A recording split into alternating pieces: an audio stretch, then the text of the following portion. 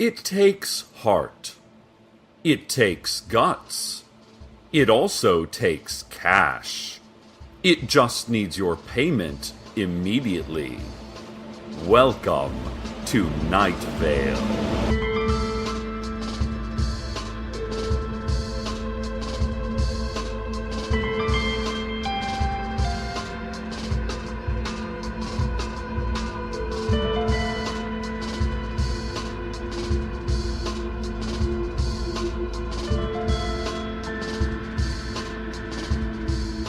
Mayor Pamela Winchell announced again today that she is stepping down as mayor later this year. This is the fourth announcement this week. She said again through tight teeth that this is totally her call and was never ever discussed in a room with no windows by small men wearing large pelts and decorative soft meat crowns. That is not how we do things, she said. That is not how we do things, she whispered. That is not how we do things, she mouthed silently, as a single dark red tear formed in the corner of her eye and then slowly rolled down her taut olive cheek and onto her clay-stained smock. Elections for a new mayor will be held at some later time. When asked by the press for a specific date and location, masked representatives from a vague yet menacing government agency purred loudly. They then began rubbing their sides against the journalists' legs. Several reporters began sneezing. Listeners, many of you recall our station intern Dana, who, while reporting on strange goings-on, was locked in the Forbidden Dog Park back in April. I've received occasional texts and emails from Dana, but then this morning, well, let's listen. Cecil, it's Dana. I found a way out of here. I walked the perimeter of the dog park looking for a crack or a hole or a weak spot in the obsidian walls. I never found an opening, but this is very strange. The walls just keep going. If you stand still, the dog park seems to take up a single city block, but I walked one direction for about 2 weeks, and I could no longer see the monolith where I started, or the people I was with, or even hear the tinfoil rustling of the leaves from the tall black metal trees that protect us from clouds. There's something else. I found a door. An old oak door standing unsupported by any other structure. I didn't know if it was an exit from the dog park or an entrance to something much worse, but I went through it. Now I am in some old house. Cecil, I can hear someone moving around upstairs.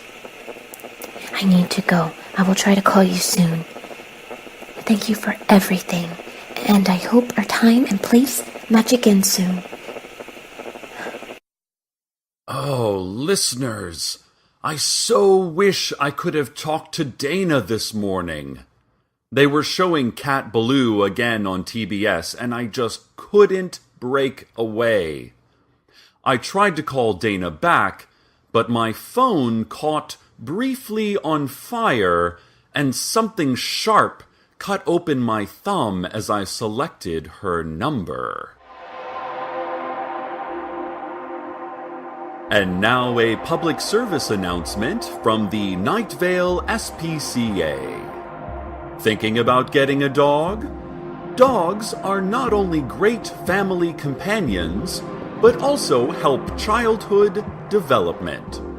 By regularly feeding, walking, fighting, denying the existence of, and ultimately soul-merging with the family dog, young children learn about responsibility, empathy, and pyrokinesis. There are, of course, some breeds of dogs that are not right for children. Those breeds include spider wolves, double wolves, switch-bladed mountain dogs, secret terriers, flesh-eating spaniels, pit vipers, and table saws. Visit the SPCA for more information on the right dog for your family.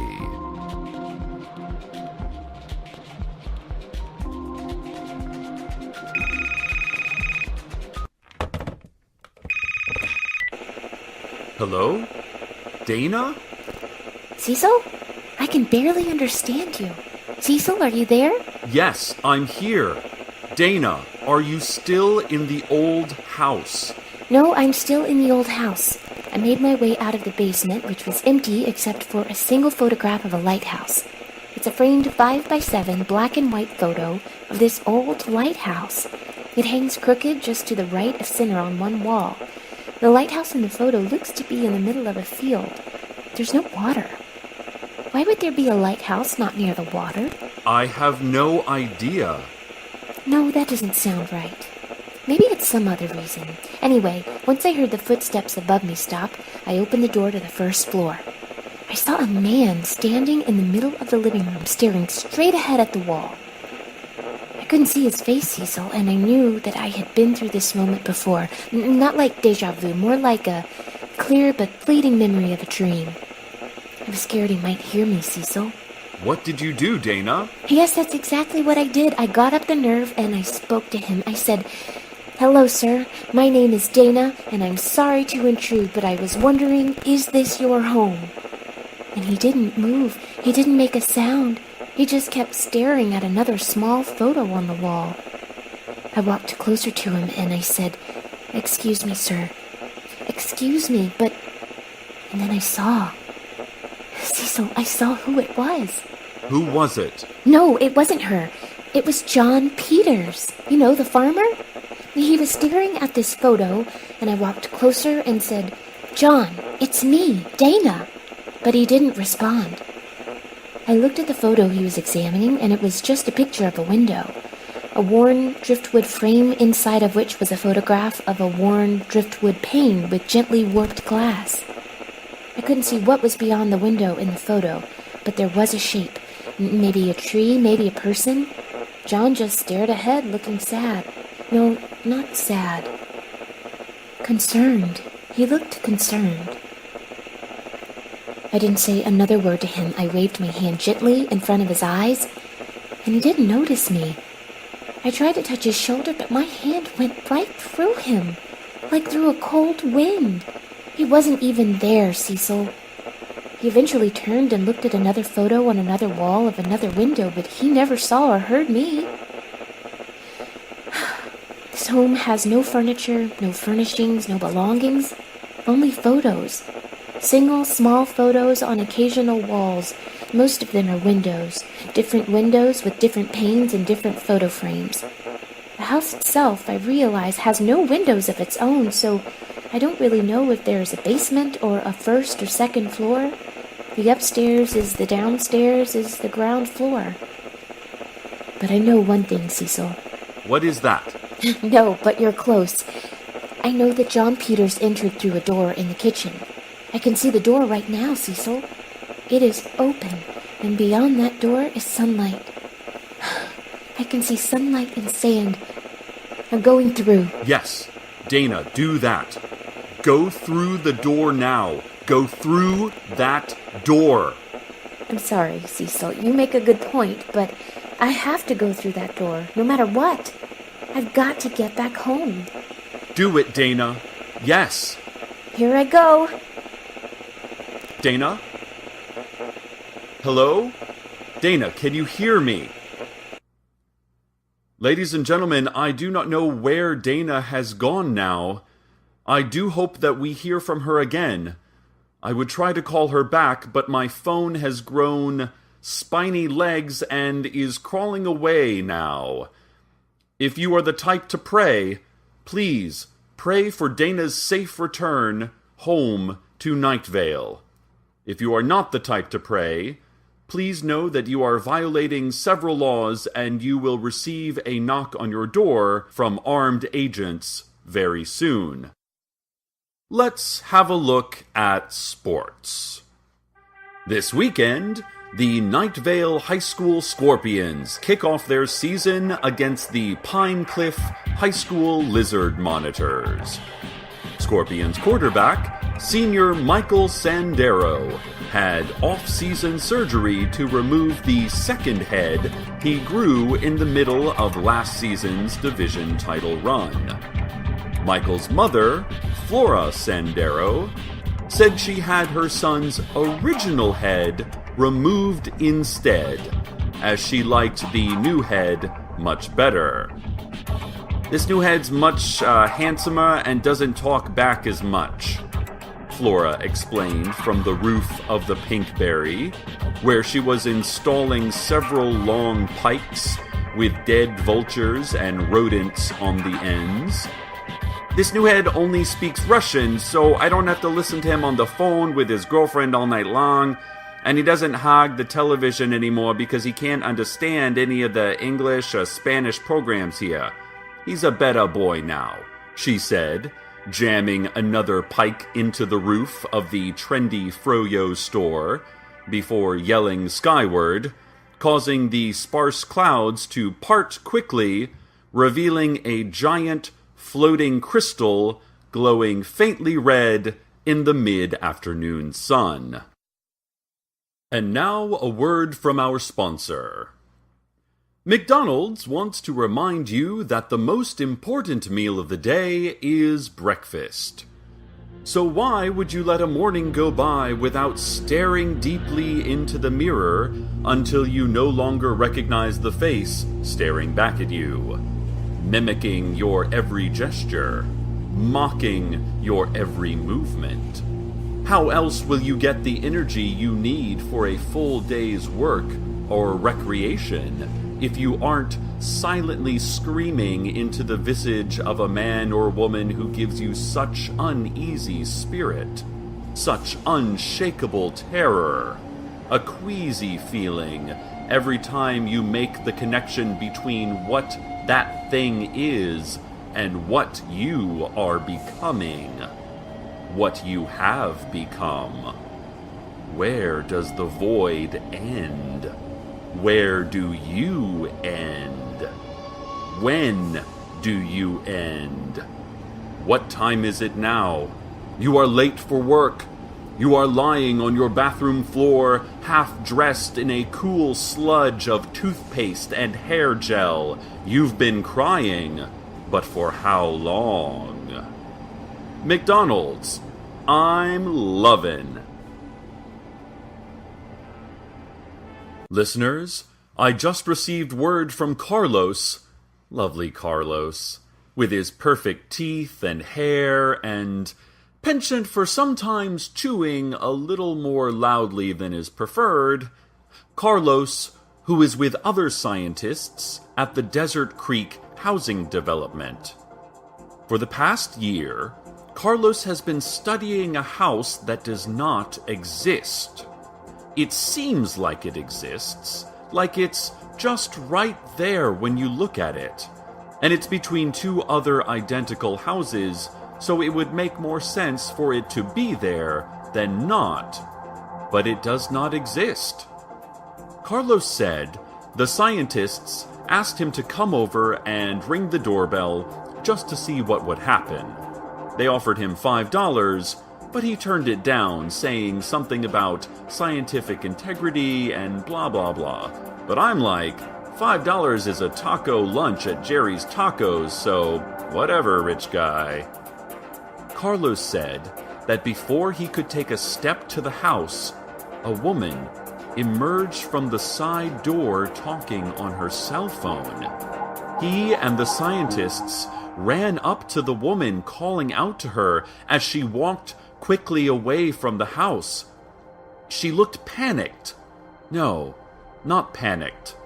Concerned. She looked concerned, Carlos said.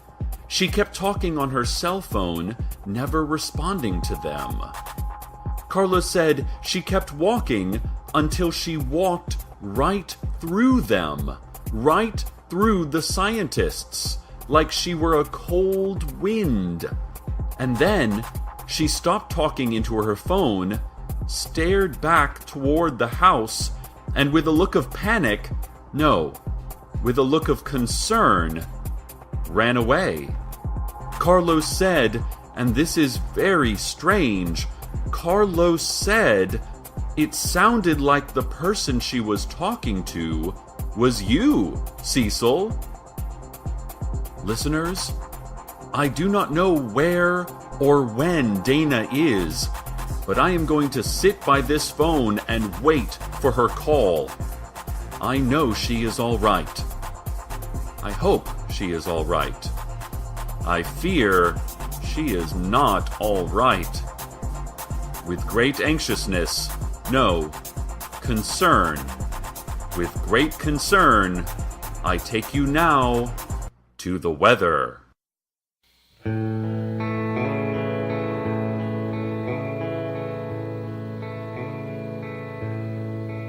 Oh, I bled on the bed from a wound in my head on the night before I sent this, welling with dread from the things that were said in the boardroom that left me defenseless.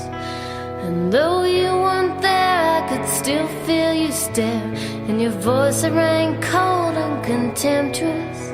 So forgive me this morning if I should fall warm in the arms of the lethal temptress.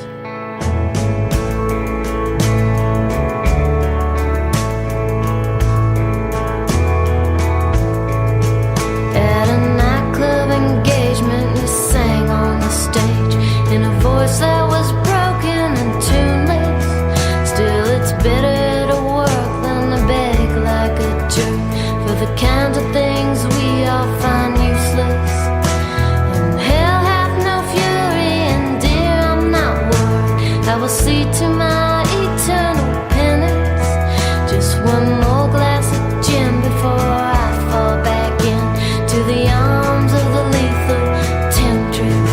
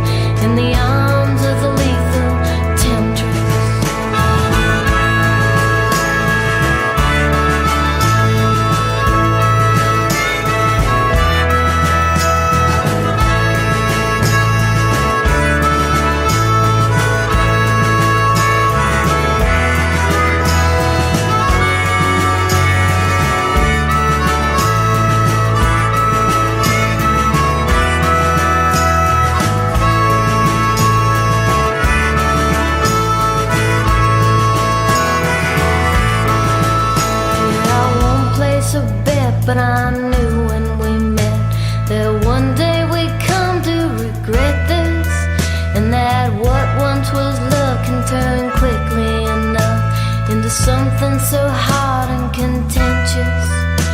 And hell hath no fury, and death is no jury.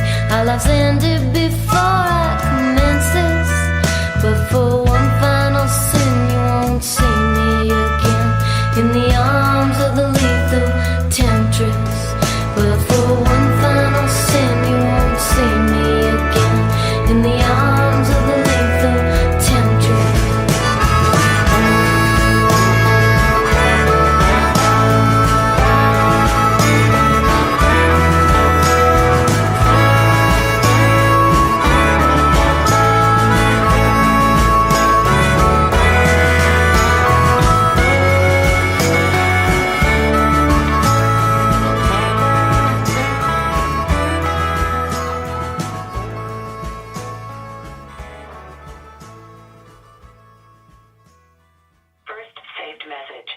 Cecil, I'm sorry I lost your call.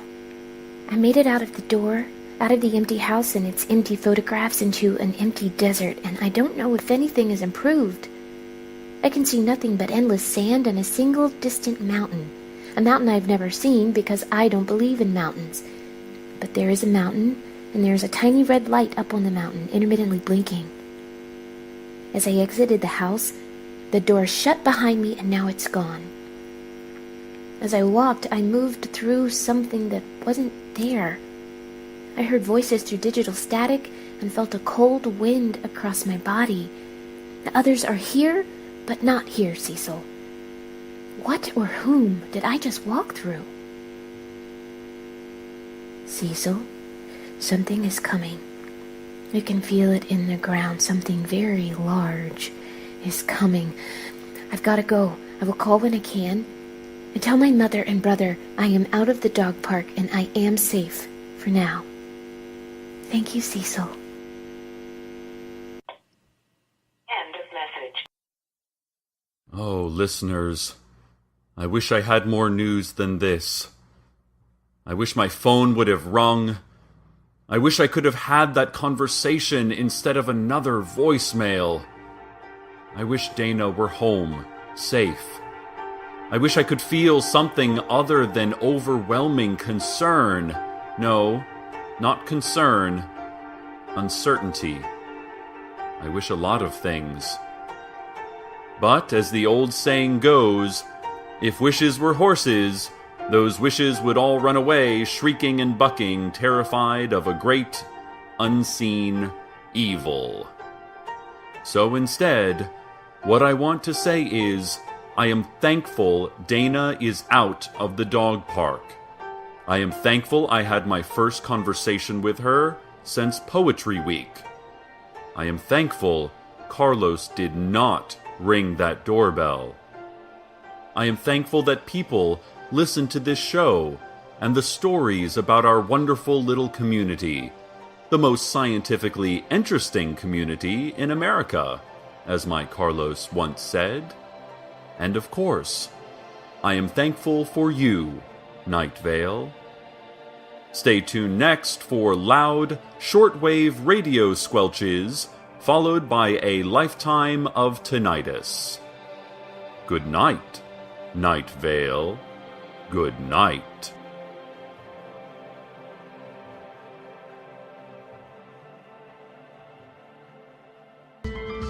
Welcome to Night Vale is a production of Commonplace Books. It is written by Joseph Fink and Jeffrey Craner and produced by Joseph Fink. The voice of Night Vale is Cecil Baldwin. The voice of Dana was Jessica Nicole. Original music by Disparition. All of it can be downloaded for free at disparition.info. This episode's weather was The Lethal Temptress by the Mendoza Line. Find out more at misrarecords.com. Comments? Questions? Email us at nightvale@commonplacebooks.com or follow us on Twitter at @NightValeRadio. Check out commonplacebooks.com for more information on this show, as well as all sorts of cool Night Vale stuff you can own. And while you're there, consider clicking the donate link. That'd be cool of you. Today's proverb: look to the sky. You will not find answers there, but you will certainly see what everyone is screaming about.